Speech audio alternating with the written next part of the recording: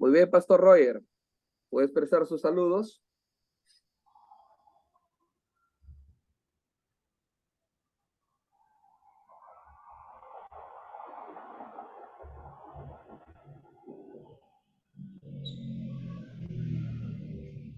Pastor Roger, le estamos esperando sus saludos.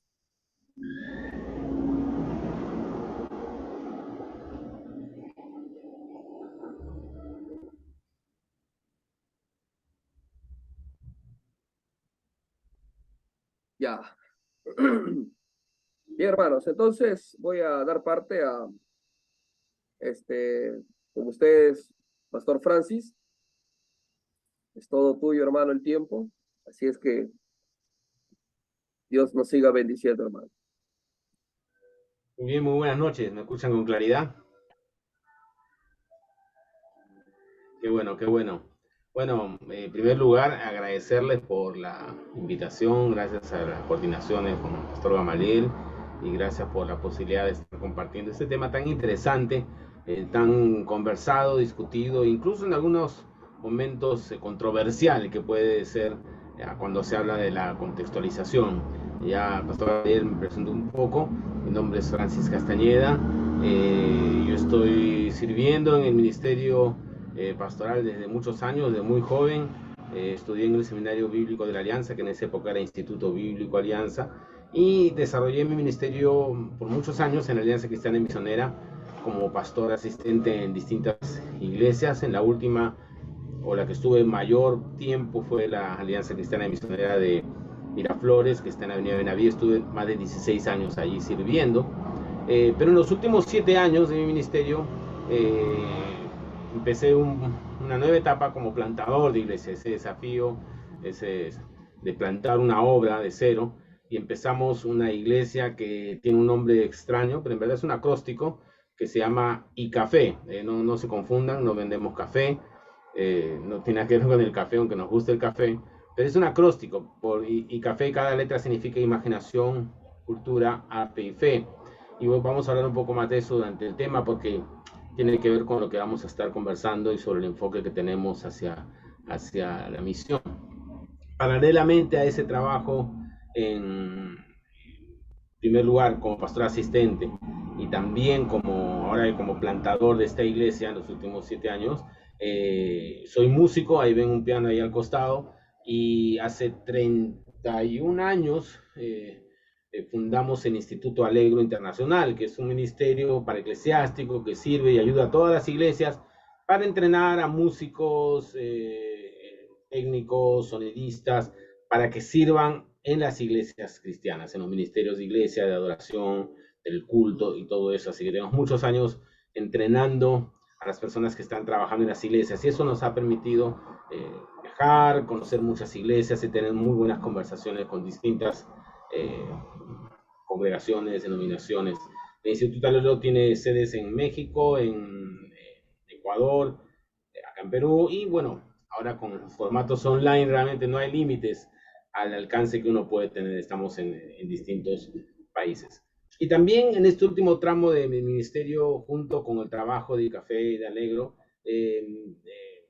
me he relacionado y estoy ahora trabajando y sirviendo con el ministerio de City to City, de nuestro hermano Tim Keller, bueno, que hace unas semanas hace unos días recién, ha partido con el Señor y ahora está ya en la presencia de Dios.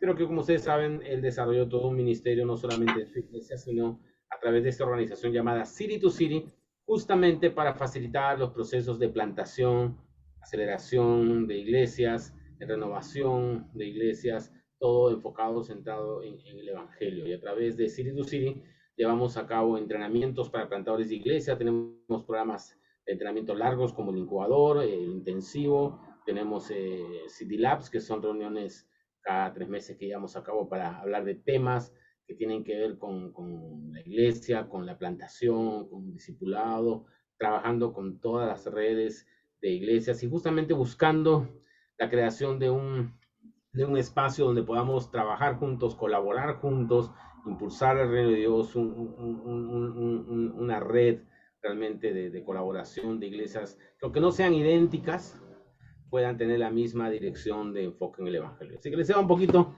el recuento de mi vida ministerial y las cosas que he venido haciendo. Yo creo que es también válido porque justamente lo que quiero hacer esta noche es conversar sobre este tema de la contextualización desde un punto de vista, por supuesto, conceptual y definir algunos conceptos de qué es la contextualización, qué no es la contextualización, pero quiero siempre acercarme a ustedes desde este punto de vista de ver conceptos, pero también como alguien que ha estado aplicando en la práctica alguna de estas cosas y muchas veces incluso equivocándose, porque parte del proceso de aprendizaje a veces incluye el error.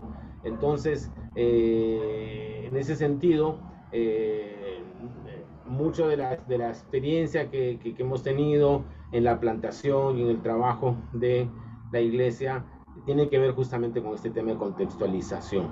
Así que es un poco como vamos a trabajar algunos conceptos, contarles en el camino algunas experiencias y sobre todo lo que me interesa mucho es tener diálogo, poder conversar, porque yo creo que del diálogo y de la dinámica juntos vamos a enriquecernos mucho y ahí vamos a poder aclarar juntos algunos términos, ideas e incluso desmitificar algunas cosas, porque a veces también tenemos ideas preconcebidas sobre algunos términos y vale la pena siempre ir aclarándolo, siempre ir teniendo claridad de lo que estamos diciendo. El lenguaje tiene la peculiaridad de que usamos las mismas palabras y podemos pensar que estamos refiriéndonos a los mismos conceptos, pero podemos estar hablando de cosas muy diferentes. Así que hay que tener mucho cuidado y eso siempre es algo que valoro mucho. Vamos a apagar esto.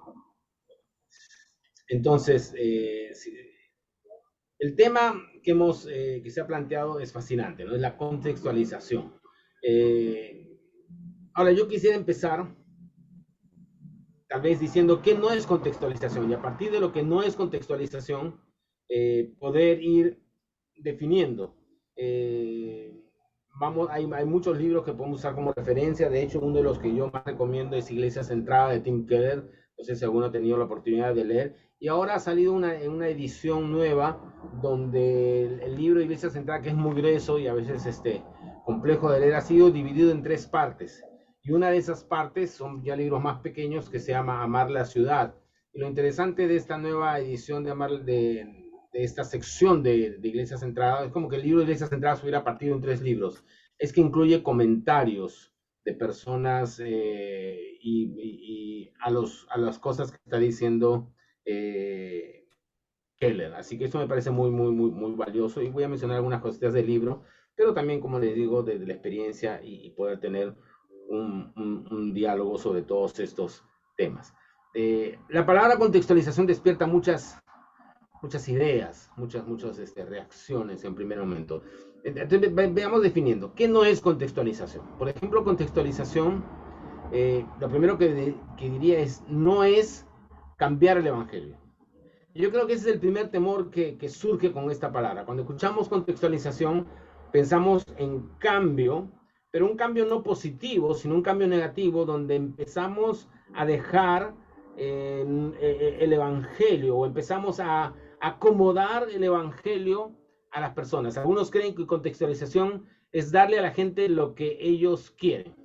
Porque siempre a veces hemos escuchado eso, no hay que darle a la gente lo que quiere, y eso no es contextualización. Contextualización no es darle a la gente lo que ellos quieren, contextualización no es cambiar el evangelio.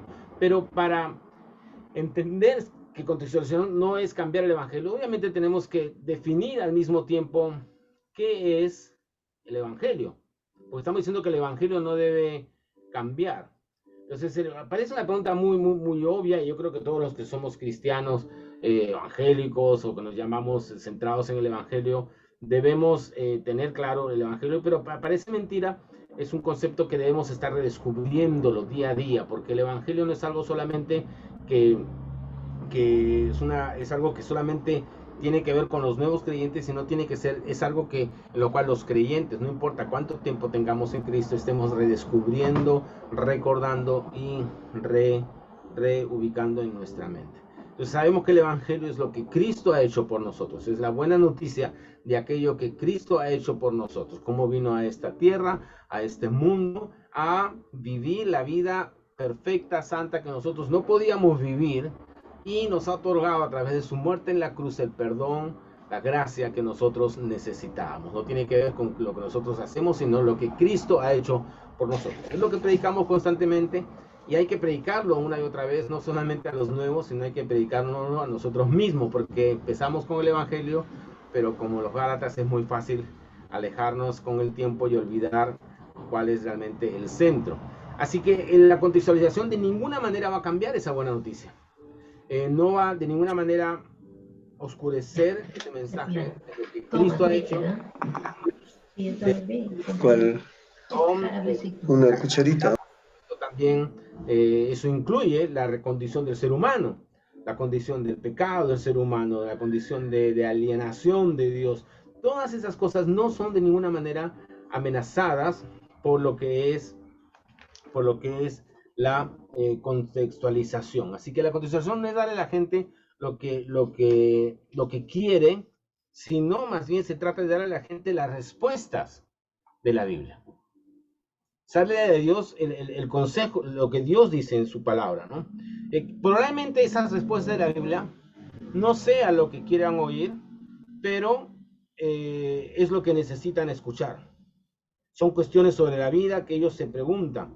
Pero esas preguntas y esas cuestiones que tienen las personas, esas preguntas, que tiene el ser humano, están arraigadas en un momento, están arraigadas en un lugar, están arraigadas en un espacio, están arraigados en momentos específicos, en un lenguaje, en una forma, en otras palabras, en un contexto. O sea, no surgen en el aire. Entonces, y tenemos que llegar a ellos de determinada manera. Entonces, la contextualización no es cambiar el evangelio. De la misma manera, no es cambiar las doctrinas. Ese es el otro aspecto. Obviamente podemos sí defender el evangelio, lo tenemos en claridad, pero también cuando escuchamos contextualización empezamos a creer que las doctrinas esenciales de la fe, ya no el evangelio tal vez, bueno, no se administra el evangelio, pero sí nuestras doctrinas, nuestra identidad denominacional o nuestros conceptos que tienen que ver con lo que creemos, nuestros dogmas de fe, nuestras doctrinas básicas van a ser cambiadas. Y hemos visto muchas iglesias que cambian sus doctrinas.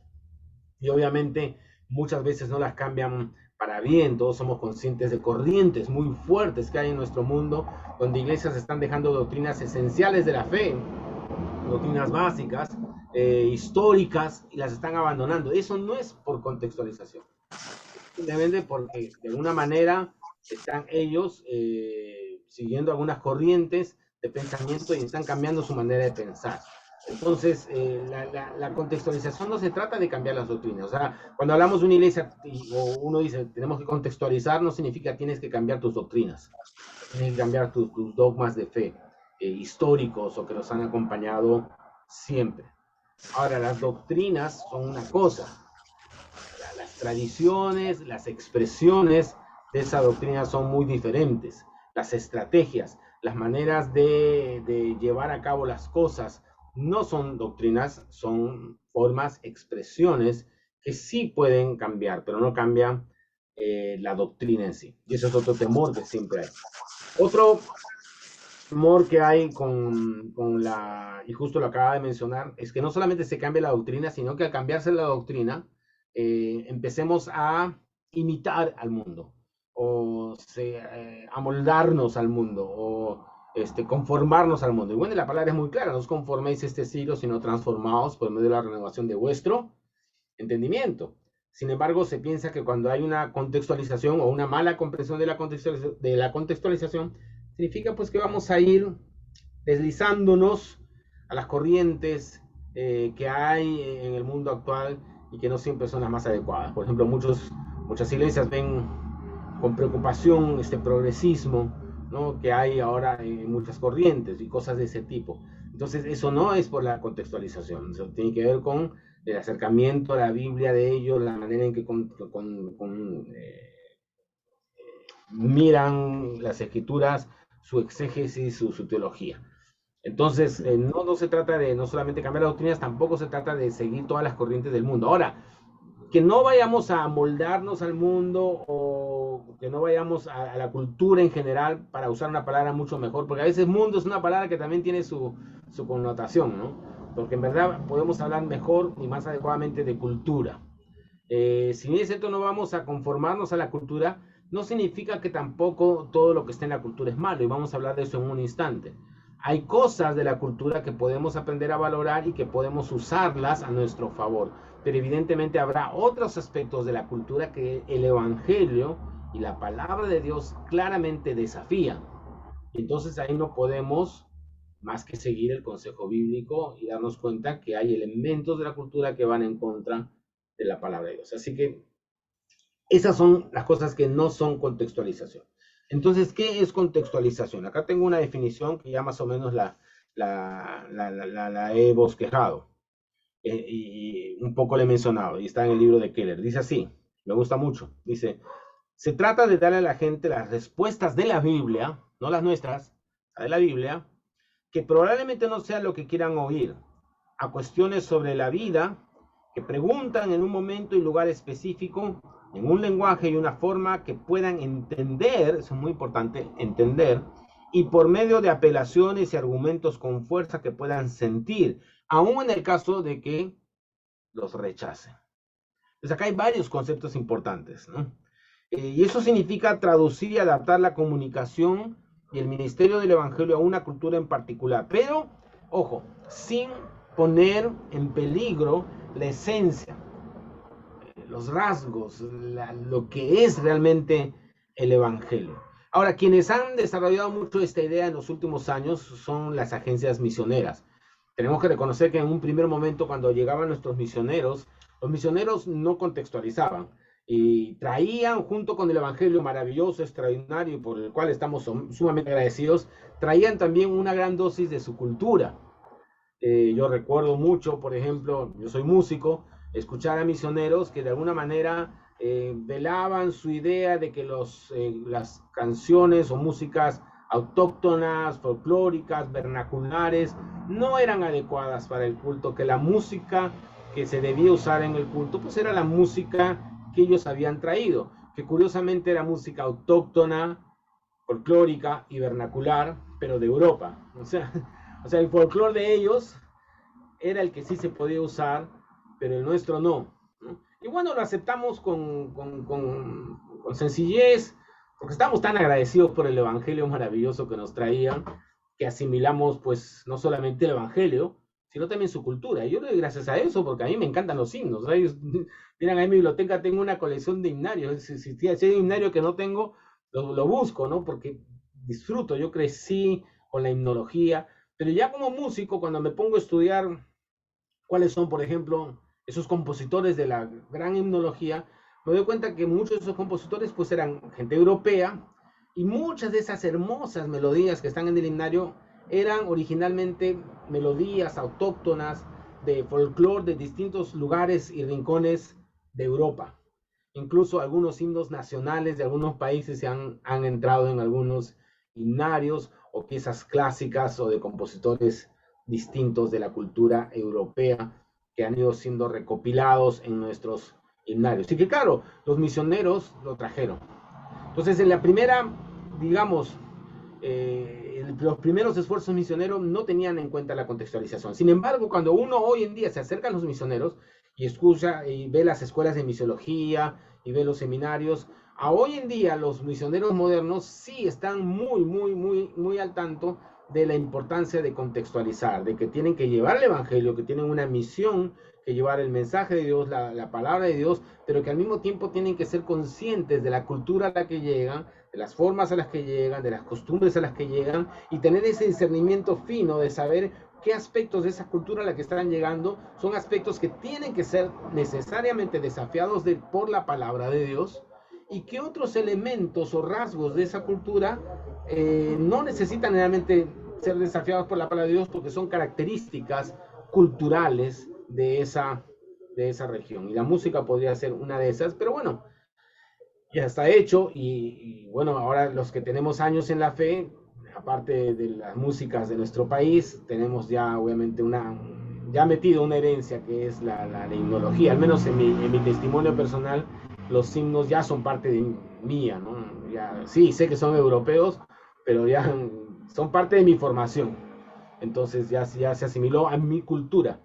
Pero yo sé que esa es la mía, porque después un peruano común tal vez no tiene ese tipo de historia con la himnología europea. Esa es historia mía.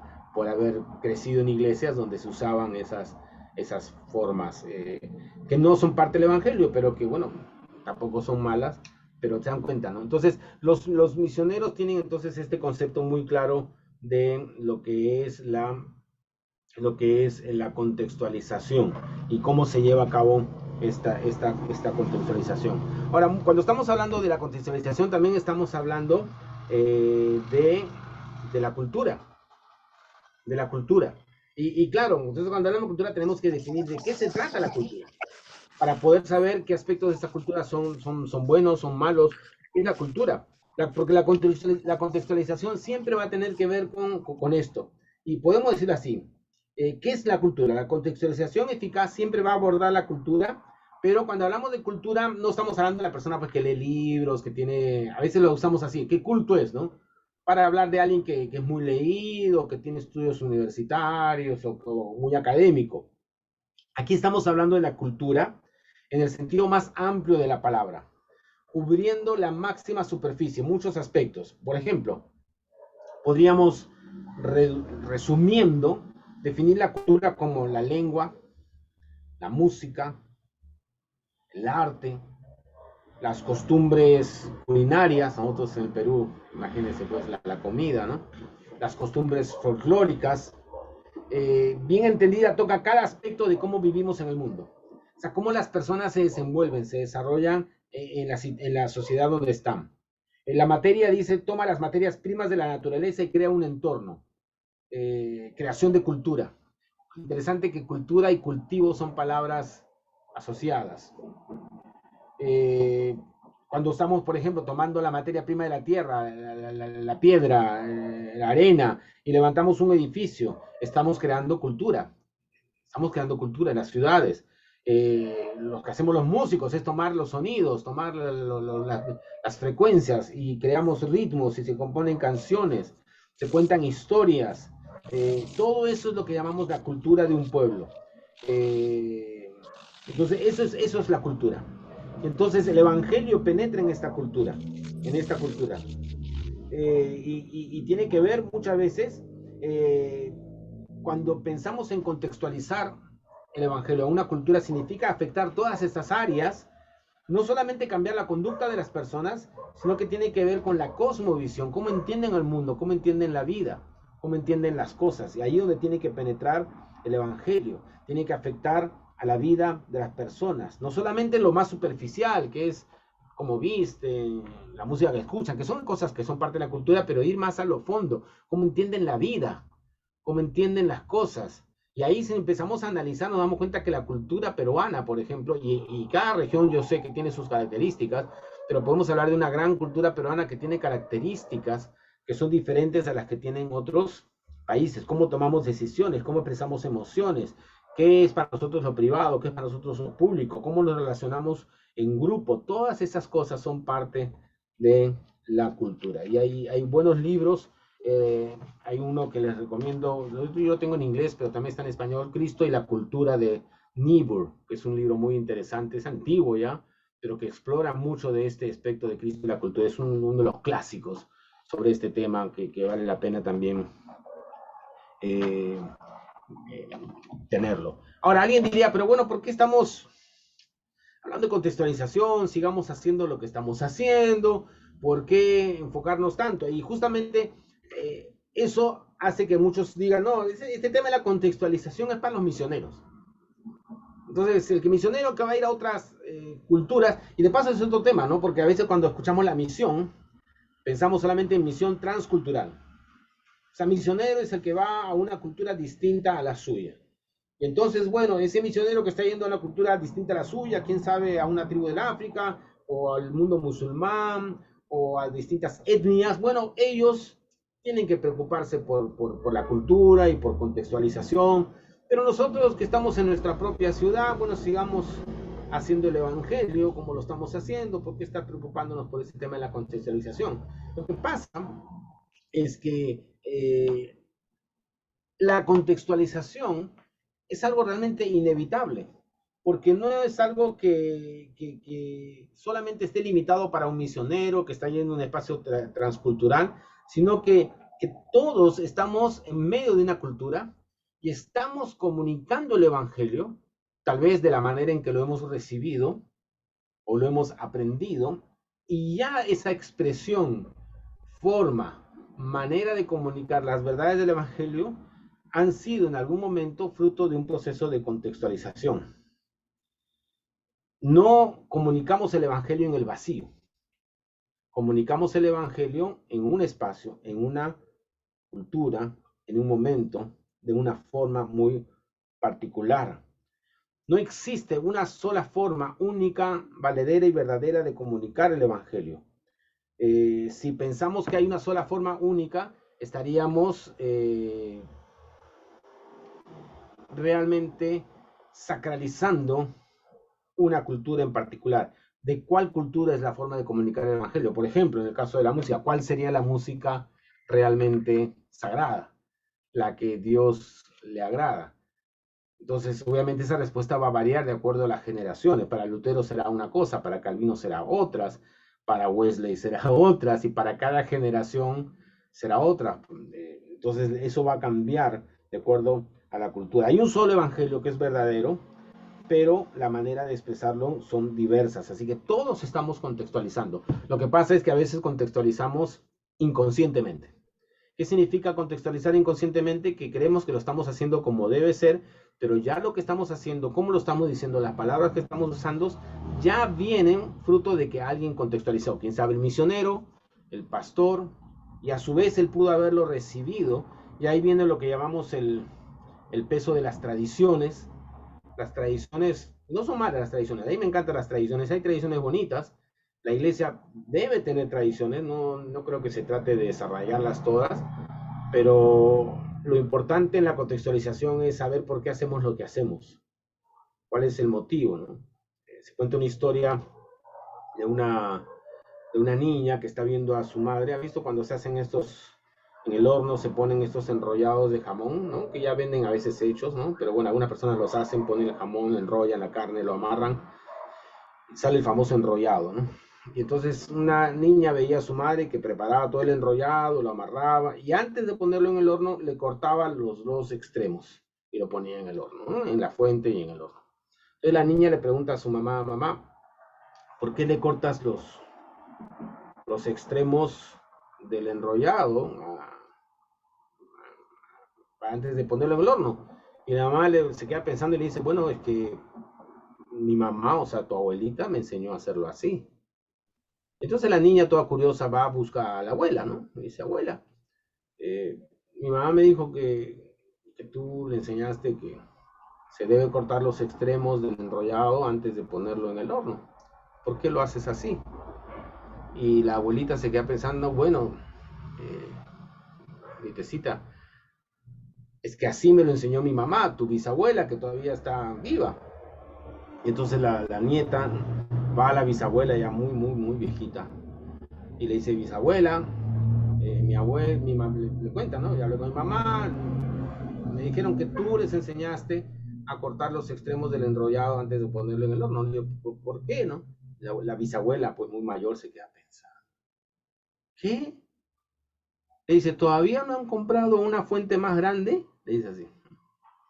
Entonces, otras palabras, la bisabuela le cortaba los extremos porque su fuente era pequeña. Era una cosa muy práctica, muy contextualizada. Su fuente era pequeña, se pasaba, tenía que cortarlo para que encaje. Pero las siguientes generaciones lo siguieron haciendo de la misma manera, sin saber siquiera por qué lo hacían. Simplemente porque así se hace el enrollado de jamón. La frase típica de la tradición es, siempre lo hemos hecho así. Es una frase que posiblemente todos los cristianos hemos escuchado en algún momento en el contexto de nuestras iglesias, ¿no? Sobre todo cuando uno se le ocurre a veces, oye, ¿qué tal si...? No, siempre lo hemos hecho así. Y es el peso de la tradición o de la manera de hacer ciertas cosas. Ahora, algunas veces, el siempre lo hemos hecho así es brillante, ¿no? Y sigue siendo válido y sigue siendo relevante, eficaz, funciona. Entonces, como dice el dicho, no, si no está roto, no lo arregles. Pero en otros casos, ese siempre lo hemos hecho así, no es la manera más adecuada. Por ejemplo, hagamos un ejemplo, en la predicación. En la predicación tenemos por ejemplo, el sermón. El sermón es un concepto bíblico que ahí está, obviamente, la palabra que hay que predicar. Si uno ve el libro de los Hechos, obviamente la predicación era parte clave del ministerio de los apóstoles. De hecho, estaban dedicados a la palabra, ¿no? La oración.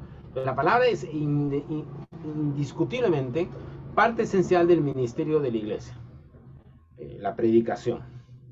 Pero cómo se presenta el sermón puede variar en muchas formas. Por ejemplo, la duración del sermón. La duración del sermón puede variar. Y ahí es donde entra la contextualización. Se dice, por ejemplo, que ahora hay un problema de las nuevas generaciones, cada vez tienen problemas más graves de atención. Entonces, no vas a cambiar el mensaje, pero hay que tal vez desarrollar otras capacidades para poder ser muy efectivos en sacarle el máximo provecho al tiempo que tenemos para en poco tiempo decir las grandes verdades que puedan realmente mantener a la gente atentas a esos conceptos de evangelio. Entonces eso varía. En una cultura tal vez es así, en otra cultura puede ser de manera diferente. Entonces, ¿qué hace que un sermón pueda ser largo o incluso aburrido para algunos? Las metáforas, por ejemplo, las metáforas que se usan. Las metáforas, ustedes son algo... Jesús era un experto en usar metáforas. Y el arte de las metáforas de Jesús es que usaba metáforas que la gente de su tiempo entendía claramente. Ahora, no estoy diciendo que no las podamos seguir usando, porque están en la Biblia, las tenemos que seguir explicando, pero justamente nos toma tiempo a los predicadores explicar las metáforas de Jesús, porque, por ejemplo, cuando explicamos cosas del que Jesús hablaba a una comunidad campesina, a una comunidad rural, tal vez para los que no son son más urbanos, van a tener que explicar, pero si lo están explicando a alguien que sí es rural, entiende claramente las características del pastor, por ejemplo, todas esas cosas. Entonces, la predicación de Jesús en el aspecto de sus metáforas eran realmente hechas en un contexto que la gente entendía lo que estaba él diciendo. Así que hay distintas cosas, ¿no? Y también tenemos que ver con la expresividad emocional, la manera en que se trasladan las emociones, porque en la predicación tenemos que dar el evangelio, tenemos que dar los contenidos, pero también tiene que haber una emocionalidad, ¿no? Donde se transmite, ¿no? Entonces hay que expresarlo con sentimiento, y eso varía de cultura en cultura, ¿no? Las orientales, etc. Entonces, todas esas cosas varían con el tema de contextualización.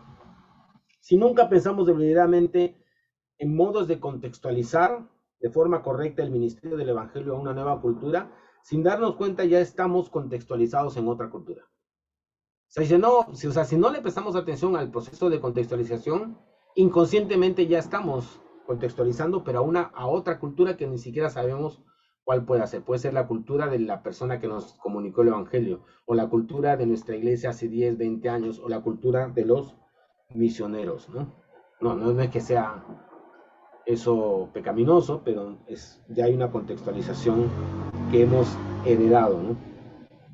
Entonces siempre estamos contextualizando constantemente.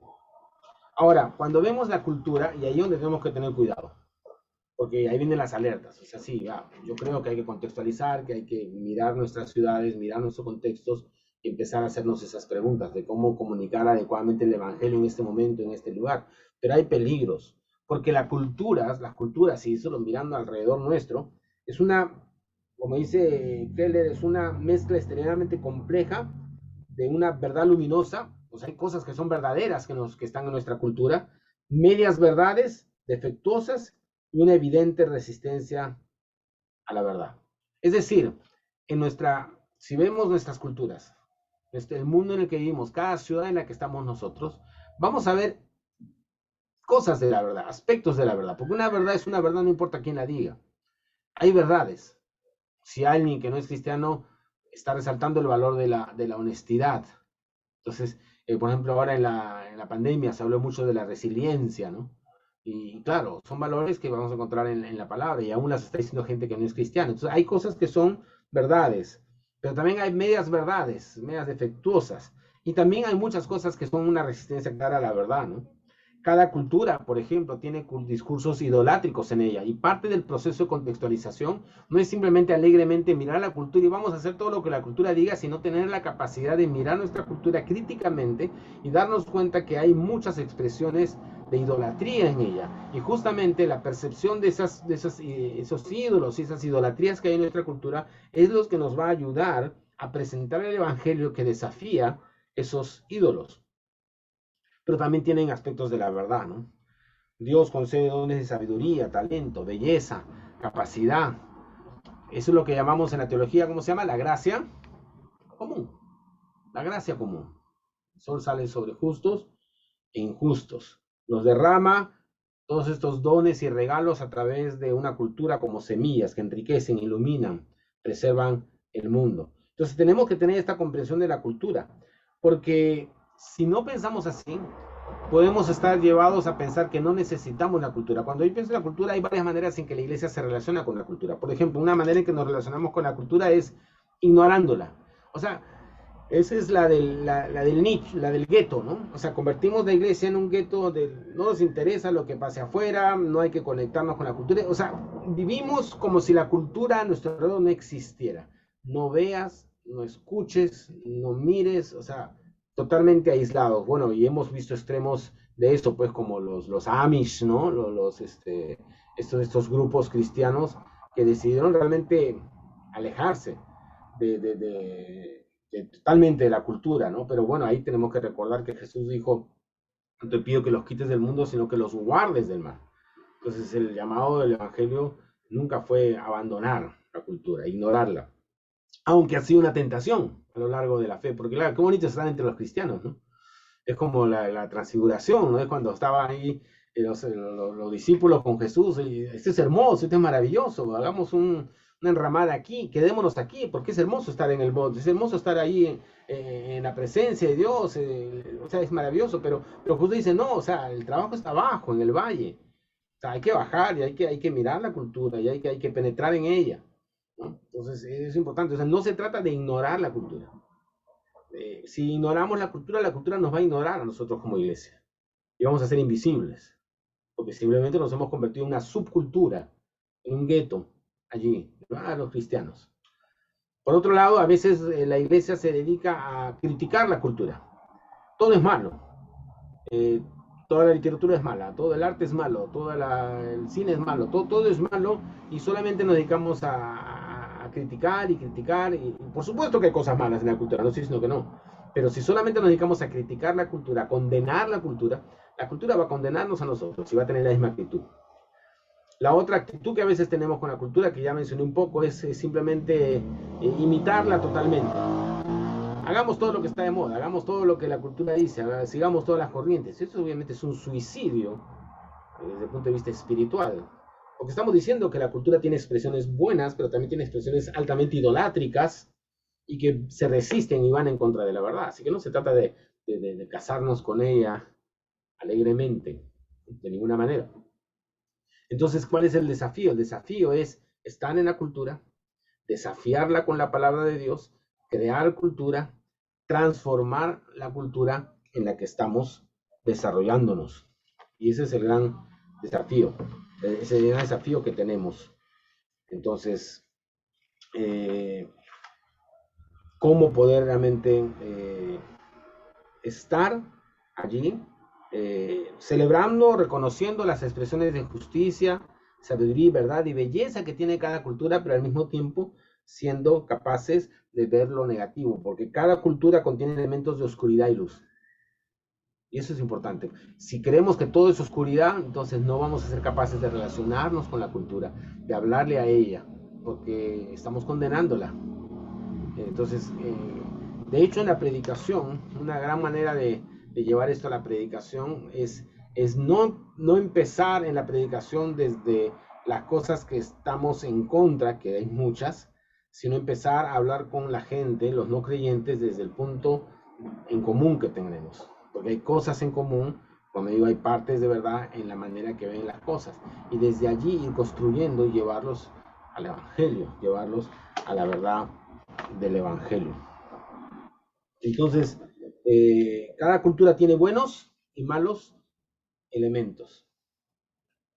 Si algún aspecto de una nueva cultura o de una cultura no compromete el evangelio, es importante, no compromete el evangelio en sí, y tomar ese elemento de la cultura te hace más accesible a otros, no hay ninguna razón para que no te adaptes a ese elemento en particular por cortesía y amor, aunque no sea incluso de tu preferencia. Repito, si algún aspecto de una cultura no compromete el evangelio en sí, es muy importante, y te hace más accesible a otros, no hay ninguna razón para que no te adaptes a ese elemento por cortesía y amor, aunque no sea de tu preferencia. Por ejemplo muy concreto, y yo sé que a veces acá somos sensibles, el lenguaje. Yo amo el lenguaje de la Reina Valera del 60. Qué bonito, ¿no? Todo castizo. Yo crecí leyendo literatura. A mí me encantan los libros. Yo, aparte de estudiar música, estudié varios años literatura en San Marcos. Lingüística y literatura. Al final, el llamado al ministerio pudo más y dejé la universidad. Pero estuve 3 años en la universidad en San Marcos. Y me gusta leer mucho. Leía mucho literatura española. Soy muy aficionado a leer libros de Unamuno, Quijote, toda esta la gran literatura universal me fascinó mucho en mis años formativos. Entonces el lenguaje de la Reina Valera es muy hermoso, muy castizo, y me gusta, es bonito, ¿no? Pero yo entiendo que el lenguaje ha cambiado de las personas y que a veces no se entiende. Entonces, ¿qué es lo que ha cambiado en la cultura? Ha cambiado el lenguaje. Entonces, si hay un aspecto de una nueva cultura, en este caso es el lenguaje, no compromete el evangelio cambiar las palabras, porque no estoy cambiando el contenido, solamente la manera, la traducción, y eso me hace más accesible a otros. Yo no tengo ninguna razón para que no adaptarme a ese elemento. ¿Por qué? Lo hago por cortesía y amor. O sea, yo puedo empezar a usar otras traducciones bíblicas, obviamente con el cuidado adecuado que sean traducciones bíblicas fidedignas, ¿no? Adecuadas, bien hechas, aunque tal vez mi traducción favorita sigue siendo la Reina Valera del 60. Tal vez cuando yo leo mi Biblia, yo solo leo la del 60. Pero cuando me estoy comunicando con la gente, por cortesía y por amor, debo contextualizarme, siendo capaz de adaptar algo que no compromete el Evangelio, porque no compromete el Evangelio. A menos que te pongas a usar la traducción del Nuevo Mundo de los Testigos de Jehová. Ahí sí compromete el Evangelio porque han agarrado la traducción y le han hecho lo que han querido. Pero estamos hablando de traducciones fidedignas, correctas. Si no hacemos eso, el Evangelio podría parecer innecesariamente extraño por causa de nosotros. Entonces tenemos que evitar desanimar a los oyentes, porque nosotros, no el Evangelio, sino nosotros somos culturalmente ofensivos. Miren, el Evangelio, el mensaje de la cruz, inevitablemente en algún momento va a ofender a las personas. Eso no lo vamos a evitar. La cruz es algo en lo cual mucha gente tropieza. Cuando habla sobre el arrepentimiento, el pecado, obviamente el mensaje de la cruz puede ser ofensivo, puede ser algo chocante para algunas personas. Eso no podemos evitar que se ofendan en eso, que tropiecen en eso, pero sí podemos evitar que tropiecen en nuestra cultura, en nuestro lenguaje, en cosas que son nuestras costumbres. En eso sí podemos evitarlo. Visto así, la contextualización es una expresión de altruismo, de amor. Es decidirse por amor a no aceptar el privilegio ni ejercer tu plena libertad como cristiano para que las personas puedan oír y seguir el llamado de Cristo. O sea, la contextualización vista desde este punto de vista es un acto de amor hacia las personas. Nuestro mensaje y enseñanza jamás deben eliminar la ofensa. ¿La ofensa cuál? ¿Qué ofensa es lo que no viene? El de la cruz. El escándalo, ¿no? Es un escándalo para las personas. Entonces, miren esta otra cita que es muy importante. En aspectos donde la Biblia nos deja en libertad, cuando realizamos el ministerio cristiano, debemos estar constantemente comprometidos con la adaptación cultural, absteniéndonos de ciertas actitudes o comportamientos para eliminar piedras de tropiezo innecesarias en las sendas de personas con percepciones culturalmente diferentes. Entonces, a veces habrá que abstenernos de ciertas cosas para poder ayudar a las personas. Eso es lo que pasó en el caso de Pablo en 1 Corintios 9. Cuando pensamos en la contextualización, es el primer pasaje que nos viene a la mente, ¿no? Vale la pena leerlo. 1 Corintios 9, 19-23. Dice, aunque soy libre respecto a todos, De todos me he hecho esclavo para ganar a tantos como sea posible. Entre los judíos me volví judío, a fin de ganarlos a ellos. Entre los que viven bajo la ley me volví como los que están sometidos a ella, aunque yo mismo no vivo bajo la ley, a fin de ganar a estos. Entre los que no tienen la ley me volví como los que están sin ley, aunque no estoy libre de la ley de Dios, sino comprometido con la ley de Cristo, a fin de ganar a los que están sin ley.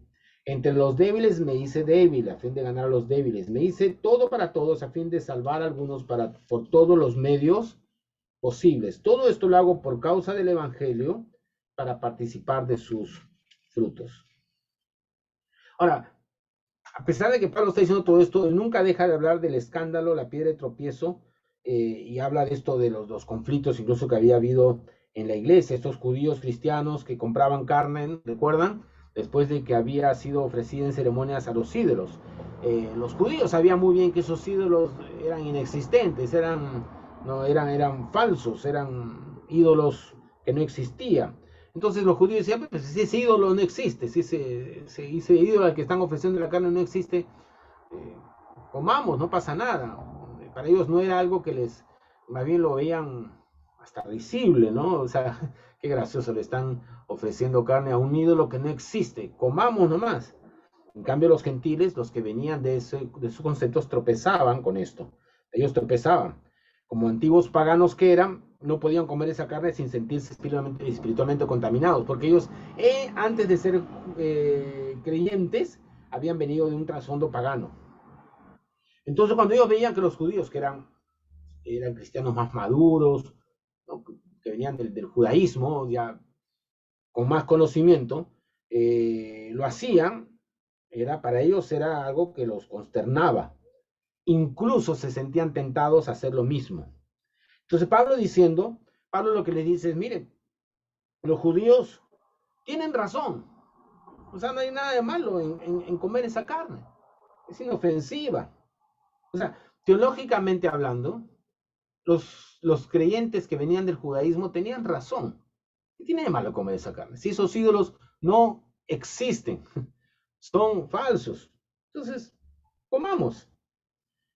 Pero la carne era inofensiva, pero así los creyentes, los nuevos, de conciencia débil, estaban siendo controlados por un tabú estrictamente cultural.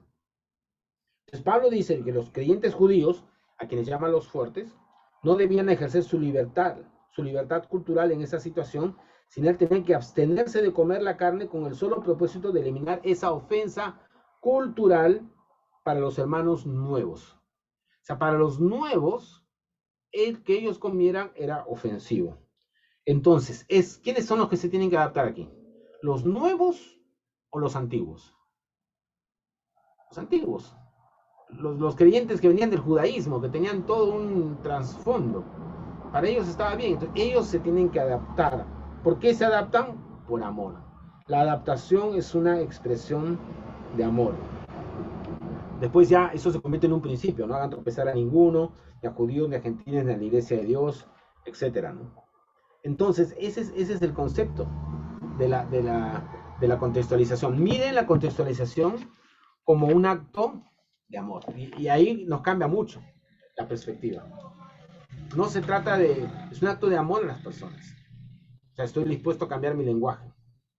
Estoy dispuesto a cambiar algunas de mis tradiciones, de mis maneras de hacer las cosas, siempre y cuando no compromete el evangelio, siempre y cuando al mismo tiempo que estoy adaptando cosas, estoy listo a ver y no negar la realidad de ídolos en la cultura, y el evangelio los va a desafiar, porque una verdadera contextualización no es una contextualización que pasa por alto las cosas que están negativas en la cultura, sino que las va a desafiar, desafiarla con la palabra de Dios, pero usando los argumentos, usando las formas, usando el lenguaje más adecuado. Así que más o menos, esta es la parte tal vez donde estamos viendo el peligro de la contextualización. La contextualización es inevitable. La cultura es todas esas cosas que expresamos. Hay que buscar una contextualización equilibrada, donde nos equilibramos, ¿no? algunos textos que nos pueden ayudar a esto, ¿no? Donde la Biblia nos habla de la contextualización. Por ejemplo, en Romanos 1:2, en estos capítulos, que en todas las culturas se puede observar los efectos del pecado, pero también de la gracia de Dios. Todos han pecado, están destituidos de la gloria de Dios. Claro que sí. Pero al mismo tiempo hay un conocimiento innato, esa revelación general. Por eso es que en la cultura vemos algunas expresiones que, uy, caramba, pero ¿quién les enseñó eso? Hay un conocimiento innato, hay elementos de oscuridad y hay elementos de luz, ¿no? Ya vimos este pasaje en Corintios, que la contextualización es una expresión de amor, ¿no? Es interesante que cuando Pablo está en el Areópago, enfrentando a los griegos, pero también destaca sus valores y aspiraciones, ¿no? Veo que son muy religiosos, entonces, pero también al mismo tiempo ataca ahí las cosas, sus contradicciones, les señala que la solución se encuentra en Cristo. Entonces, esa es la clave de la contextualización. Entonces, ¿cómo hacemos? Ahora, y ahí viene la parte práctica y luego hacemos las preguntas.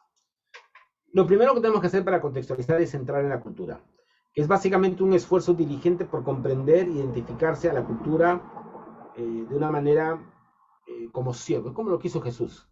Jesús se contextualizó, se hizo hombre, se encarnó, vino a nuestra cultura, no vino a desafiar nuestra cultura, pero vino a participar de las cosas que eran lícitas de nuestra cultura, que glorificaban a Dios, disfrutó de la comida, disfrutó del compañerismo, del amor, de la familia, pero en otros casos desafió la cultura. Es que hay que identificar las creencias de nuestra cultura, dos tipos: las creencias que podríamos llamar que no son contrarias a la Biblia, sino que más bien les predisponen a escuchar. La gente busca el amor y otras cosas, otros valores. Pero también hay que identificar en nuestra cultura las creencias que contradicen las verdades bíblicas y que más bien ahí donde viene el choque. Entonces, entrar a la cultura es ser capaz de ver esos dos aspectos. Una vez que hemos entrado a la cultura, hay que retar a la cultura. Usamos esas cosas en común, esas creencias A, que son las que no desafían, que no están en contra de la Biblia, como puertas de entrada para luego confrontar las creencias que sí están en contra de la Biblia. Todas las culturas pueden comprender parte de la verdad, pero no toda la verdad. Así que empezamos entrando con esas cosas que no son comunes para luego confrontar consistentemente, bíblicamente, las cosas que van en contra de la palabra. Y finalmente hay una apelación. Siempre esta entrada a la cultura tiene que ver con un llamado al arrepentimiento y al creer. Miren una cita de Keller. Él dice: el evangelio es la consolación más profunda que se puede ofrecer al corazón humano. Una vez que se ocupó de entrar y ha encontrado el valor para retar al mundo de sus oyentes, asegúrese de ofrecerles esta consolación con la pasión de quien la ha experimentado de primera mano. Estamos trayendo el evangelio, estamos trayendo buenas noticias. La contextualización tiene que ver con un acto de amor, que esas buenas noticias lleguen a nuestros oyentes, lleguen a nuestro contexto. Y para eso hay que escuchar a las personas, conocer cuáles son sus temores, cuáles son sus preguntas, cuáles son sus inquietudes, cuáles son sus anhelos del corazón. Y vamos a encontrar, sí, posiblemente muchas idolatrías, muchos anhelos inadecuados, pero hay un profundo anhelo de Dios porque Dios los ha creado para eso. Y entonces entramos en la cultura, nos damos cuenta de los valores que son similares a los del Evangelio, los que son en contra de la palabra de Dios. Retamos a la cultura. ¿Cómo la retamos? Partiendo de las cosas comunes, llegando a lo que les muestra el Evangelio, pero siempre llevándoles a la esperanza que hay en Cristo. No se trata siempre de decir todo está mal, sino decir la esperanza que hay, que es el Evangelio. Y para eso hemos pasado todo un proceso de contextualización, de entender sus formas, de entender su lenguaje, de entender sus maneras. Entonces, es todo un desafío. Las culturas son constantemente cambiantes. Lo que no cambia es el Evangelio, el mensaje de Cristo, la palabra de Dios. Entonces, y eso es lo que nos toca a nosotros transmitirlo. Así que quisiera abrir, no sé, Gamaliel, una dinámica para poder dialogar, tener preguntas sobre este tema de la contextualización.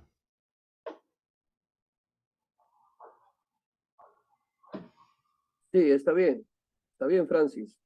Bien, hermanos, hemos escuchado entonces parte de la exposición, así es que podemos tener este tiempo, este espacio para poder conversar, algunas preguntas. Ya hemos visto lo que no es la contextualización, ¿verdad? No es cambiar el evangelio, no es cambiar la doctrina, no es conformarse en las corrientes de este mundo. Y también hemos visto lo que son los conceptos de contextualización. Entonces queda abierto este espacio para hacer alguna consulta, hermano.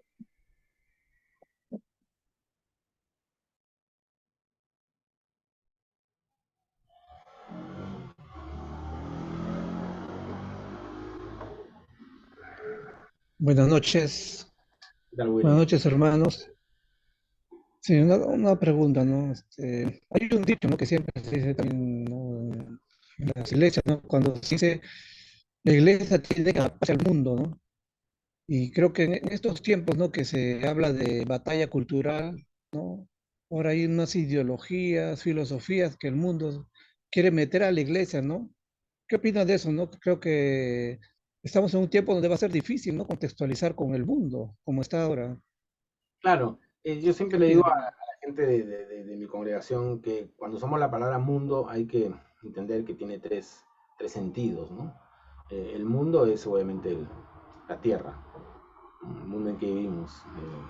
El mundo y su plenitud son de Cristo. El mundo es también las personas. De tal manera amó Dios al mundo. Hay que amar al mundo. O sea, sí, hay que amar al mundo. Y por supuesto, cuando hablamos mundo, también hay una connotación negativa, que es las corrientes de este mundo que van en contra de los principios del Evangelio.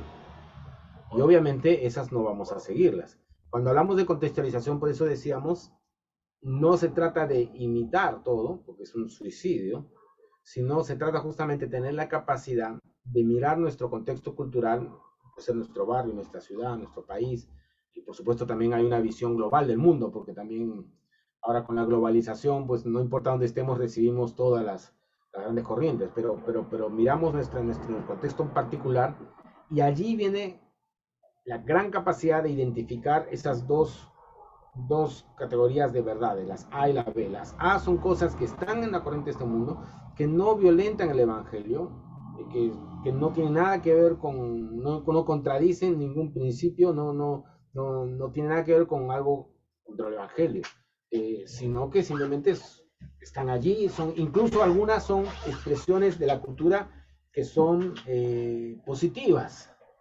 y que podemos incluso compartir, ¿no? Entonces, y son comunes a nosotros. Pero hay otros aspectos de la cultura que abiertamente desafían principios de la palabra de Dios. Entonces, cuando hablamos de la contextualización, es obviamente entender la cultura de esa manera, que tiene cosas buenas y malas. Por eso ya decíamos una mezcla de luz y oscuridad. Y justamente mientras más conocemos la palabra y somos atentos, escudriñamos en ella, vamos a tener esa capacidad de mirar la cultura, identificarla. ¿Cuál es el problema que a veces tenemos con nuestros jóvenes? Por ejemplo, y mucho de este problema que dices de la corriente del mundo, lo hemos visto con jóvenes que a veces son arrastrados y a veces eso de muchos padres cristianos dicen, ya ve, mira lo que pasó a mi hijo, lo mandé a la universidad y fue arrastrado por el mundo.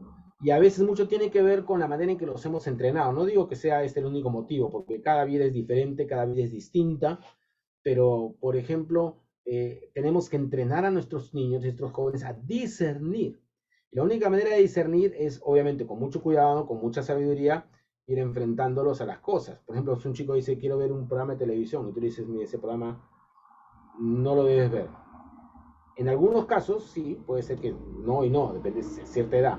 Pero llegan a cierta edad donde quieren verlo, y a veces es mejor decirle, vamos a verlo juntos. Vamos a verlo juntos y juntos vamos a abrir la palabra y vamos a ver qué opinas de eso, qué opinas de eso que están diciendo, ese concepto. Mira, o sea, hacerlos, entrenarlos para que con la palabra sean capaces de discernir, para que cuando reciban las cosas, como tú dices, las corrientes de este mundo que vienen, sean capaces de discernir qué es lo bueno y qué es lo malo. La contextualización no debe ser, siempre va a ser un reto, pero más peligroso es el gueto, ¿no? Porque cuando salen nuestros jóvenes no están preparados para eso. Y los mismos creyentes no están preparados, y así muchos son bombardeados y no saben cómo responder a estas cosas. Desgraciadamente hemos visto hasta iglesias enteras en otros países, ¿no? que se están yendo tras corrientes muy dañinas, ¿no? Muy nefastas. Entonces, hay que afinar el discernimiento. Pero la contextualización no nos va a llevar a aceptar todo, sino al contrario. La verdadera contextualización desafía la cultura, pero de una manera desde adentro, no desde afuera, ¿no? Desde adentro, ¿no? No sé si responde algo, ¿no? Y hay aspectos de la cultura o sea, las corrientes de este mundo, depende, pues hay corrientes tecnológicas, es una corriente de este mundo, o sea, todos usamos celular, ¿no? Hay que usarlo bien. O sea, hay cosas que son parte de la cultura. Obviamente hay cosas que claramente las identificamos como negativas y ahí tenemos que estar simplemente alertas y cerrar filas, ¿no? Entonces, si contextualizar no es cambiar doctrinas, no es negar el evangelio.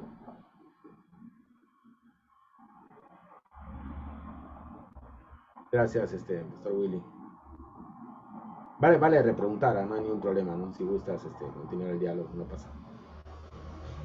Sí, habían algunas manos levantadas ahí, Gamaliel. Augusto creo levantó la mano primero y después Ever.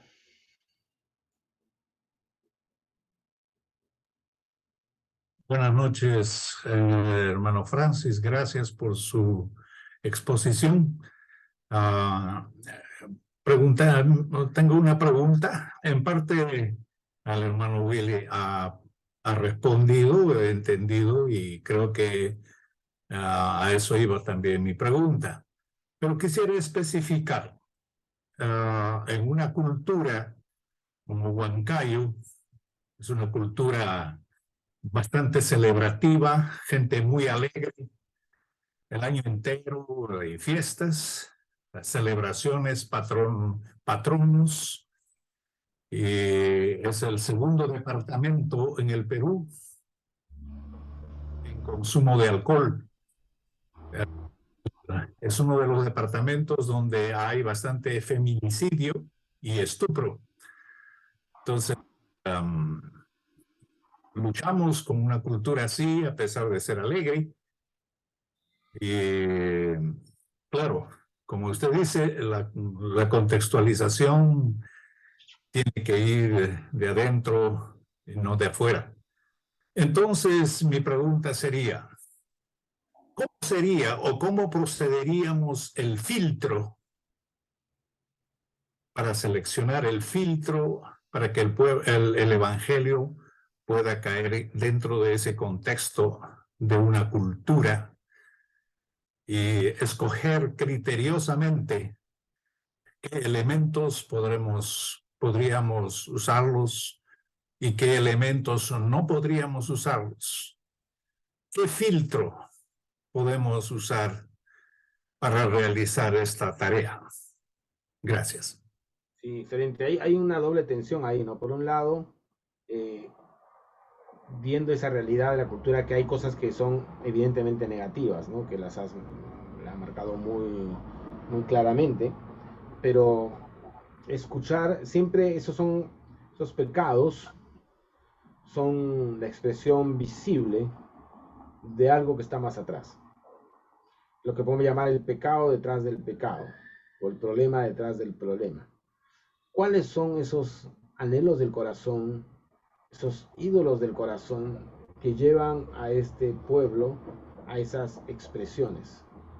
Entonces, ¿y cómo el Evangelio responde a esas necesidades profundas que tienen ellos? Y para eso hay que conversar con ellos, hay que tener diálogos. Algo que hace un plantador, por ejemplo, cuando hablamos de la plantación de iglesias, alguien dice, vamos a plantar una iglesia, una de las cosas que se aconseja al plantador es que pase tiempo en su comunidad. Porque claro, es bonito, nos juntamos con los hermanos que vamos a empezar la obra, que vienen de trasfondo cristiano, estamos en una iglesia, otra iglesia, y hacemos el grupo pequeño, y oramos, y pasamos tiempo juntos como creyentes, y empezamos a orar para que el Señor traiga gente. Pero en la plantación, una de las cosas que se hace, por ejemplo, es, sí, eso está bien, todo eso, pero hay que salir y pasar tiempo con la gente de la comunidad, no haciendo las cosas malas que ellos hacen. Bueno, no vamos a emborrachar con ellos, pero sí podemos estar con ellos, conversar con ellos, conocerles, escucharles sus preguntas, sus anhelos, sus frustraciones, todo lo que está en su corazón, y vamos a ir descubriendo realmente cómo el Evangelio responde a esas grandes respuestas, preguntas, anhelos que ellos tienen, porque esos son los problemas, y descubrir sus ídolos, porque detrás de ese abuso que hay en los círculos familiares, detrás hay una aparente contradicción de alegría, pero hay un abuso. Entonces, ¿qué hay detrás de todo eso? Y hay que ir mirando, ¿no? Y el Evangelio trae respuestas, ¿no? Y descubre esos ídolos ahí que están. Y claro, en ese proceso de escucharles, de conocerles, de entenderles, de empezar a tener muchas conversaciones con ellos, no es una sola, son muchas conversaciones, muchos diálogos, mucho tiempo para conocer realmente la cultura de ellos. Y entonces, y no solamente relacionarnos como cristianos, porque lo natural y que nos encanta es relacionarnos con los hermanos, pues. Pero es difícil, pues salir de nuestra zona de confort, ¿no? Escuchar a la gente que no es cristiana, no solo cuando lo están en el culto, sino afuera, en su contexto. Y en base a eso, allí es donde empezamos a diseñar.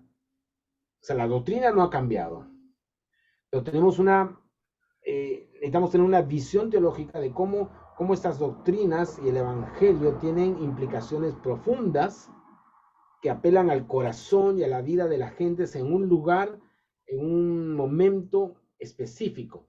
Y una vez que tenemos esa visión de cómo la teología, nuestra doctrina puede impactar esas vidas y los valores que necesitamos reforzar, impulsar desde el Evangelio, de ahí salen las estrategias, que son ya los métodos, ¿no? Ya, vamos a hacer este programa, vamos a hacer esto, porque hemos identificado, hemos desarrollado una visión teológica. Vayan a mirar ese concepto, ¿no? De visión teológica que desarrolla mucho Keller en Iglesia Centrada, porque ahí está el trabajo, ¿no? Ahí está el trabajo arduo de una plantación, de una iglesia para contextualizar, desarrollar una visión teológica que responda a un lugar y momento en particular. Y las estrategias, a veces la tentación con las estrategias es imitarlas, ¿no? Uy, ¿qué hizo tal iglesia en otra ciudad? Vamos a hacer ese método, imitamos estrategias, ¿no? Y nos quedamos ahí, pero esas estrategias tal vez respondían a otro lugar, a otro momento, ¿no? Entonces, y yo sé, claro, es un desafío, pero si sabemos cuáles son los ídolos de ellos, cuáles son los pecados detrás del pecado, entonces, y conocemos a profundidad la palabra de Dios, vamos a tener la capacidad de filtrar y de saber ser sabios en qué cosas hacemos y por qué lo hacemos, ¿no? ¿A qué responde esto? ¿Por qué estamos haciendo este retiro o esta actividad o este tipo de acercamiento? ¿O por qué vamos a hacer una cancha deportiva en la iglesia? Y vamos a convocar a la gente para que venga a jugar partido todas las noches. No sé si eso puede funcionar en algunos lugares. ¿Cómo vamos a acercarnos a las personas? O sea, los filtros y las estrategias van a resultar de la visión teológica que tengamos, ¿no? Sí. Pero es un desafío y no paramos de eso. ¿Sí? ¿Alguien más quería decir algo, creo? Sí. Sí. Aliaga. Sí. Ever y después Aliaga Quiroz. Buenas noches con todos y hermano Francis, muy buenas noches. Gracias por darme la oportunidad de poder expresar quizás algo que tenemos un desafío completo aquí por la parte, yo estoy en Huanta, en Ayacucho, y creo que Roger, como Gamaliel y Augusto también han palpado algo de lo que sucede por esta parte, con tanto que el carismatismo ha abarcado con sus costumbres y tradiciones y algunas nuevas olas que están trayendo a nuestras iglesias y está arrastrando y está trayendo consecuencias un poco serias en nuestras iglesias reformadas. En este sentido, ¿qué criterios se debe tener en cuenta quizás cuando tenemos que escoger una alabanza sin salirnos del contexto cultural y quizás así mantener una teología reformada, puesto que hay alabanzas aquí en Ayacucho que son carnavales? Ayacucho es bastante carnestolengo, y al margen de ello, esas mismas canciones del carnaval son utilizadas en el templo, solamente cambiados con letra. Entonces, ¿cuál debe ser la actitud de nosotros o qué criterios debemos utilizar para poder mantenernos quizás en una línea reformada? Sí, bueno, yo creo que para mantener una identidad denominacional, teológica, siempre, y aún yo hablo mucho eso en en todos lugares, en Lima también, lo más importante es empezar por el contenido de las canciones, ¿no? Vamos a hablar después del tema de la forma, que tiene que ver con los estilos, los lenguajes musicales. Pero antes de hablar del lenguaje musical, empecemos por el texto, porque el texto es crucial, porque podemos tener un estilo musical muy relevante, y ojo, relevante no es lo mismo que contextual. Y se usa mucho la palabra relevante. Muchas iglesias carismáticas dicen, hay que ser relevantes. Y no está mal ser relevante, pero no está siendo contextual. La contextualización tiene que ver con transmitir las verdades del Evangelio de manera que sea claramente entendible por las personas de la cultura en particular a la que estamos comunicando. Mira, les doy otra vez porque después de todo lo que hemos hablado vale la pena repetir este concepto, ¿no? A ver, acá estaba por aquí.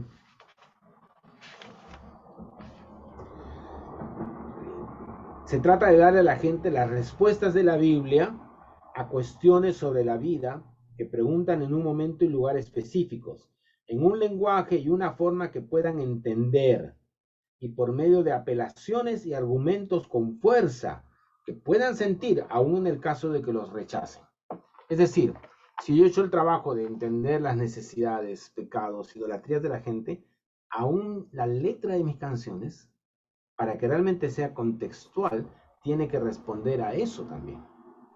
Y obviamente, desde un mensaje cristocéntrico, como Cristo responde a eso.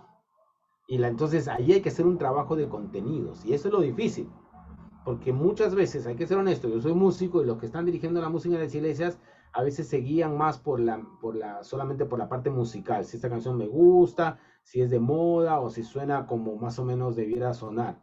Y puedes estar haciendo una canción que sea muy relevante en el sentido de que responde al gusto de la gente de tu comunidad, pero si las letras no están desafiando las cosas que tienen que desafiar y exponiéndolo a los contenidos cristocéntricos, doctrinales y que necesitan escuchar, esa música puede estar, y quiero decirlo con mucho cuidado, entreteniendo, pero no haciendo su trabajo.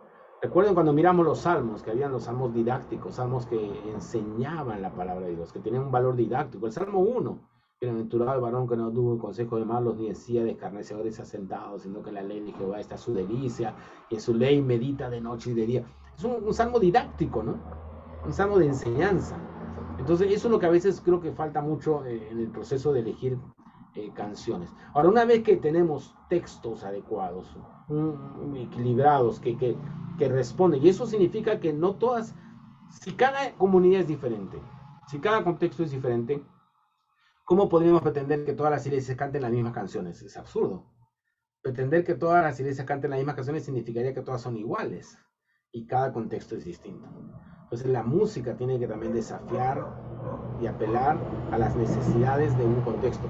Ahora, luego de eso, si la letra está bien, luego tengamos la conversación sobre la música, sobre el estilo, el ritmo, y ahí tiene que ver pues con las concepciones que tiene la iglesia, las convicciones de los pastores, quiénes están, a quienes quieren llegar, o sea, la generación, si es una iglesia más joven, multigeneracional.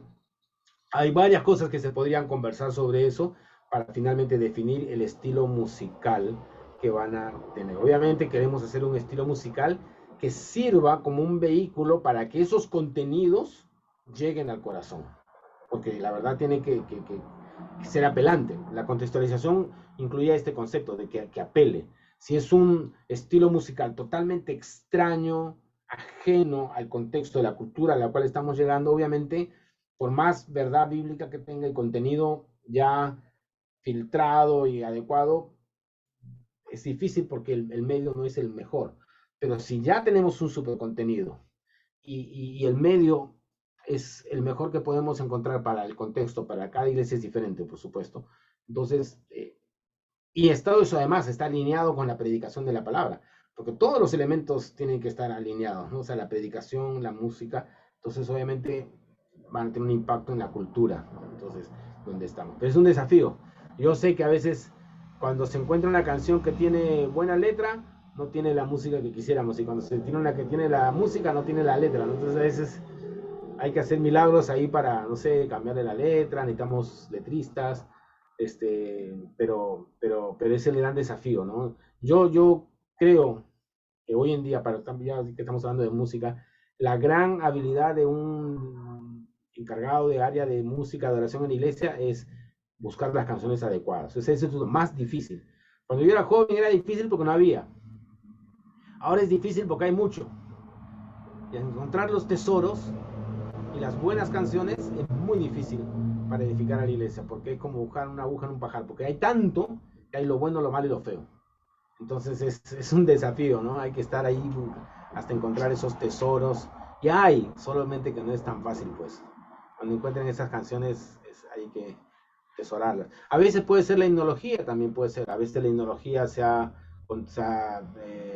arreglos o se contemporiza musicalmente, pero también cuiden de que esas himnologías, no es la himnología por la himnología, porque a veces la himnología también tiene contenidos muy buenos, pero con muchos arcaísmos y expresiones que la gente no entiende porque es un español antiguo. Entonces también hay que tener cuidado. O sea, lo que nos interesa es que el contenido del Evangelio llegue con claridad. Obviamente, para mí el consejo más claro es apostar por música muy cristocéntrica, donde el Evangelio esté expresado en canciones, ¿no? Comunicado en canciones, ¿no? Mucho Cristo, enfocado en Cristo, ¿no? La obra de Cristo, el amor de Cristo, el perdón, la gracia, ¿no? Todo lo que ha hecho Cristo por nosotros, el Evangelio, ¿no? Pero sí es un tema muy grande, ¿eh? el de las, de la, del repertorio en la iglesia, ¿no? Gracias por ese aporte importante, ¿no? ¿Quién más estaba? Aliaga. Sí, buenas noches. Sí, Francis, buenas noches. Habla Roy Araujo. Estoy usando el Zoom de mi esposa. Perdón, Ya. no te había reconocido. Sí, sí, estoy cada vez más gordo, creo. Mira, hablando del tema de Jesús, claro, él nace dentro de un contexto judío y desde muy niño uno ve participando en las expresiones, ¿no? de esa nación, participando en las fiestas religiosas, en las bodas, en fin, participando en la sinagoga, y se ve, también recibe críticas porque él desafía a todo un pensamiento, por ejemplo, que se tenía en ese momento de las leyes de pureza, leyes de limpieza, exalta a las mujeres, a los niños, y es casi una ética invertida en Jesús, se dice, ¿no? No son los más importantes el que tiene el poder, sino aquel que sirve. Entonces, todo va girando casi una contradicción, pero él, como se dice, si bien es cierto, choca con muchos aspectos de la cultura, pero no lo anula, ¿no? No lo anula, lo incorpora, y ahí alguien va a decir también hay una evangelización de la cultura, ¿no? Claro. Creo que acá también en el Perú tenemos en diferentes lugares aportes valiosos, ¿no? Como el trabajo comunitario, el hecho de ayudarse mutuamente, todo. Pero lo que sí preocupa es que, por ejemplo, el Evangelio no ha entrado a poder zanjar claramente con el tema del machismo, por ejemplo. Es más, un poco lo ha sustentado con versículos bíblicos. Y el machismo es un tema muy fuerte, muy arraigado en la cultura, ¿no? Y de ahí se desprende todo este tipo de violencia intrafamiliar que a veces termina pues en feminicidio. Otro aspecto a lo mejor que está ahí es el tema de lo que tú hablas de la cosmovisión. Viendo en Jesús, Jesús ataca justamente a los maestros de su tiempo que consideraban mucho la parte externa. Y él va al tema del corazón, del pensamiento, ¿no? Del sentimiento, la actitud. Para él la actitud marca ya todo un derrotero. Y alguien dijo, bueno, somos lo que pensamos. Es bien difícil que pienses una cosa y actúes de otra forma. Entonces yo creo que ahí el Evangelio tiene que cambiar nuestra manera de ver el mundo, porque todavía, no solamente en el interior del país, en el campo, en los lugares altoandinos, hay todo esta reverencia a la Pachamama y todo eso, pago a la tierra, todo eso. pero también corrientes modernas un poco que idolatran a la tierra, ¿no? Claro. O sea, nosotros como cristianos estamos llamados a cuidar, preservar la creación, definitivamente, pero no la creación puede convertirse ya en una divinidad. Yo creo que ahí tiene que marcar la diferencia. Entonces, ¿cómo estar atentos a esas diferentes formas de pensamiento que luego se convierten en práctica? Estaba pensando en la crítica que hacen algunos a la sociedad, justamente, ¿no? Del consumo, pero también del entretenimiento, que ya has tocado también, ¿no? O sea, cómo la iglesia incorpora eso en sus cultos y lo que está muy preocupado es básicamente en entretener y se olvida que el culto es adoración a Dios, que nosotros somos servidores, estamos participando de la comunión y todo eso, pero no es el centro del ser humano, debería ser Dios, como dices tú, la predicación cristocéntrica, ¿no? Entonces, nos lleva a poder replantear seguramente la forma como entendemos ser iglesia hoy en día, ¿no? Y así a lo mejor se podría ir describiendo, como has dicho también, cada lugar tiene sus propios desafíos, no es igual, yo estoy de acuerdo en el tema musical, y si uno ve y escucha country music, se va a dar cuenta, va a encontrar la melodía de nuestros himnos, ¿no? y es así.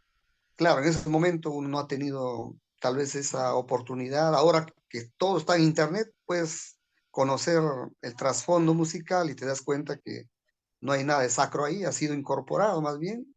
Y la letra es muy bueno, está bien. Yo tenía una anécdota de un hermano que me contó muy interesante en la zona de Ayacucho. Me dice, hermano, hay una canción vernacular, dice, hoy he recibido tu carta de amor en las alas de una mariposa. Esa es la letra del Huayna en quechua, ¿no? Y todos los hermanos lo habían puesto y cantaban, ¿no? Hoy he recibido, Señor, tu palabra en las alas de una mariposa. Yo le digo, hermano, es un disparate. Es un disparate porque nadie ha recibido la Biblia en unas alas de mariposa. Esa es una contradicción. ¿Te das cuenta? Entonces, eso de ahí, claro, ya desvía lo que debería ser pues el Evangelio y la centralidad de Cristo, ¿no? Claro. Claro, Bueno, hasta ahí no quisiera, sí, sí, sí, está bien usar metáforas, pero también, claro, ahí tiene sus límites, ¿no? Entonces, claro. entonces hay que ser concretos a veces. O sea, sí, los salmos salmistas tenían muchas metáforas, pero la metáfora justamente tiene un objetivo, dar luz a una verdad bíblica a través de un símbolo. Pero ese símbolo tiene que apuntar pues a algo más grande, ¿no? Pero, ser claramente entendido. Las metáforas de los salmos, toda la gente que lo escuchaba las entendía con claridad, ¿no? Así es, Nosotros no las entendemos porque no es nuestra cultura. así Es es. que le digo a la gente cuando dice, mirad cuán bueno y cuán delicioso es estar los hermanos juntos en armonía, eso está bien, pero es como el óleo que desciende por las barbas de Aarón. Cuando yo escucho eso, qué feo, digo, qué horrible, ¿no? O sea, un señor mayor que le cae el aceite de la cabeza, qué asco, ¿no? O sea, es una asquerosa, ¿no? Sin embargo, para ellos tenía otra connotación, porque en su cultura ellos sabían que ese aceite era aromático, y la cultura hebrea no era visual como la occidental. O sea, yo escucho ese versículo y lo veo, y veo algo raro, pero el oriental escuchaba ese cántico y pensaba, ¿qué le venía a la mente? ¿Cómo olía el perfume? Qué oloroso es. Si yo quisiera usar una metáfora moderna, tendría, mirad cuán bueno y cuán delicioso es estar los hermanos juntos en armonía. Es como el aroma del pan recién saliendo del horno. Ya, esa sí la entendemos todos. Ah, claro, esa sí la armonía. Huele rico. Cuando tú entras a un sitio y los hermanos hay armonía y hay paz, huele bien. O sea, es un aroma delicioso. ¿Quién no le gusta entrar a un sitio que tiene un aroma delicioso? Entonces son metáforas, ¿no? Entonces, pero algunas son jala de los pelos, pues la mariposa, la palabra, claro, a Claro, veces los poetas, no, está bien ser poeta, pero que tenga un poco de sentido, ¿no? Sí. Sí, sí, sí. A veces escalamos los pelos las cosas o queremos, eso no es contextualización, no es simplemente querer a ver salir con una cosa rápida, ¿no? Entonces, Sí, es un desafío. Muchas gracias por el aporte, Rollo, porque realmente hay cosas muy, no, muy valiosas en todo lo que has dicho, ¿no? gracias. Wilber quiere, a ver, algo más, nos quedan unos minutos. Bueno, Pastor Francis Castañeda, buenas noches y con todos, ¿no? Cuando hablamos de las canciones, de las músicas en las zonas altoandinas, que son traídas de otras denominaciones, ¿no? Porque lamentablemente nuestra iglesia presbiteriana, acá en las zonas andinas, no tiene un cancionero llamado un himnario, ¿no? Entonces, estas son traídas de otras iglesias porque acá en la zona altoandina es mm, casi es un costumbre, ¿no? Hacer las fiestas espirituales, ¿no? Entonces, en las visitas que realizan a esas iglesias, lamentablemente, con esas canciones regresan, ¿no? Entonces, ¿por qué? Porque la verdad, otras denominaciones, sin ofender a nadie, tienen sus cancioneros propios y esos cancioneros a veces son traídas a nuestras iglesias, pero la iglesia presbiteriana hasta ahorita no lo tiene, ¿no? Con la excepción de las canciones de Florencio Segura, ¿no? Entonces, mi comentario va por ese lado. No defendiendo, sino que creo que hay que hacer algo, ¿no? Porque realmente las canciones que traen no son cristocéntricos, sino que más están idolatrando al ser humano nada más, ¿no? Como manera de alegría para ellos no es para Dios. Eso sí, con mucho cuidado estamos haciendo nosotros en nuestra iglesia, pero las demás iglesias cuando yo visito, sí, lamentablemente cantan por cantar, ah, ni siquiera ya existe la palabra de Dios, o ya no se refieren a Dios, sino que al ser humano, a otras cosas, ¿no? Sí, definitivamente es un desafío. Ahora, no creo que hay que sentirnos mal por tomar canciones de otras congregaciones siempre y cuando pasen los filtros. Porque Dios regala, ¿no? El talento en distintos lugares, en distintos contextos, y yo no tengo ningún problema en tomar, porque también es muy difícil que en una sola denominación surja todo. Siempre la gran herencia vale, ¿no? Pero también es positivo animar que surjan canciones, melodías propias que reflejen 100% la identidad. En buena hora, si se puede hacer eso, pero si no, igual, ¿no? O sea, no tengan problema, pero hay que filtrar para que realmente sean consistentes con el mensaje cristocéntrico. Por eso decía, es difícil, y es curioso porque a veces hay que buscar en distintos sitios, ¿no? Yo me acuerdo que a mí me gusta hacer música de distintos estilos, pero por ejemplo, en un momento tuve que buscar la música de Santiago Benavides, que es un compositor colombiano. Mira, hasta donde tuve que buscar para encontrar un huayno que me encantaba, que me gustó y que lo he cantado. Entonces, y era un colombiano, ¿no? Entonces, imagínate lo que tiene que hacer uno a veces, ¿no? Entonces, no sé si han escuchado esta canción de...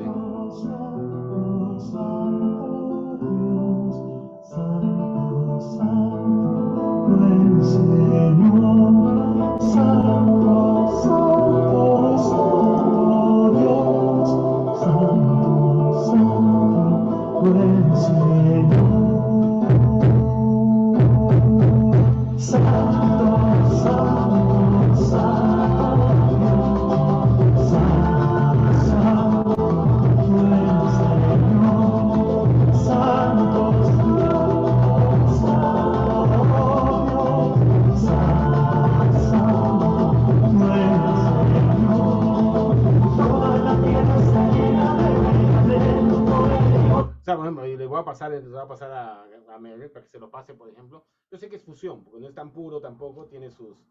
en el folclore hay dos corrientes, ¿no? Los puristas que hacen el folclore autóctono tal como lo hacía mi tatarabuelo, y hay la fusión, donde empiezan a meter algunos aires de otras cosas. Pero, o sea, la reflexión, y te va a pasar, la letra es fantástica, no la tengo acá a la mano de la letra de esta canción, pero es brillante, ¿no? En cuanto al contenido, en cuanto a lo que dice la letra de Santiago Benavides. Esta canción, es más, es de antes de que fuera Santiago Benavides. Esto era un grupo que él tenía que se llamaba Aldaba, ¿no? Y es fantástica, ¿no? Entonces, el desafío es ese, hay que buscar en un montón de sitios, ¿no? Entonces es difícil, no es tan fácil, y claro, hay que animar que se levanten canciones, ¿no? Compositores, perdón, pero toma tiempo, o sea, no es de la noche a la mañana, ¿no?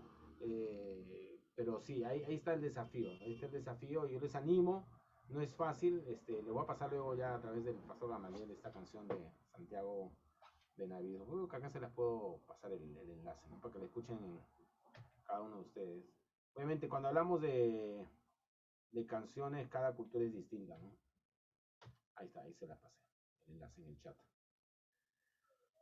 O sea, pero ese es el desafío, buscar letra. Y así, la contextualización se da en cada elemento, en la predicación, en la música, en los ministerios. Cómo desarrollamos el discipulado, entendiendo, ¿no? Cómo desarrollamos los ministerios de jóvenes, matrimonio, o sea, en cada área de la vida, en cada aspecto del ministerio del evangelio, contextualizar. Ese es el desafío, no solamente es en la música, ese es un aspecto de varios. Es la iglesia entera que está inmersa en este esfuerzo de queremos comunicar fielmente el evangelio, pero en un lenguaje y forma que sea entendible para la generación en la que estamos, ¿no? Sin comprometer las verdades bíblicas, ¿no? Y ese es el desafío. O sea, agradezco, hermanos, por este tiempo. Yo sé que es un tema que haya para conversar mucho más, y ahí tienen mi contacto a través de Pastor Gamaliel, siempre listo para dialogar, compartir y estar siempre en contacto. Muchas gracias. Gracias, Pastor Francis. Gracias también a cada uno de mis hermanos presentes. Yo creo que ha sido un tema muy interesante el que nosotros hemos tratado. Tiene que ver con la contextualización del Evangelio. Yo sé, hay muchas preguntas, como ya lo dijo nuestro expositor, hay muchas preguntas para poder conversar. Entonces estaremos nosotros también en contacto para poder continuar, ¿no? Con este tipo de exposiciones, porque esto ayuda mucho. Bien, antes de terminar, de repente algunos anuncios. Pastor Roger, por favor. Bueno, solamente agradecer a Francis una vez más y a los que han participado en esta noche, y animarles también a los que van a poder venir la próxima semana al retiro pastoral y a la asamblea general, ¿no? Les animamos.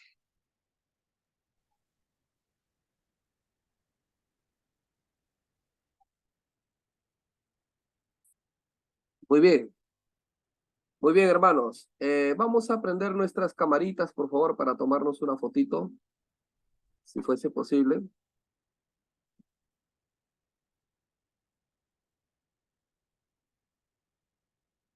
Están hermosos y bellos.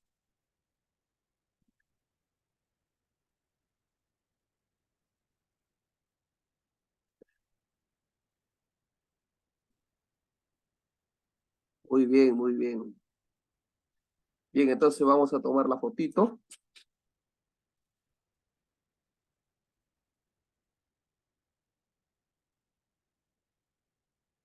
Listo, hermanos. Muy bien.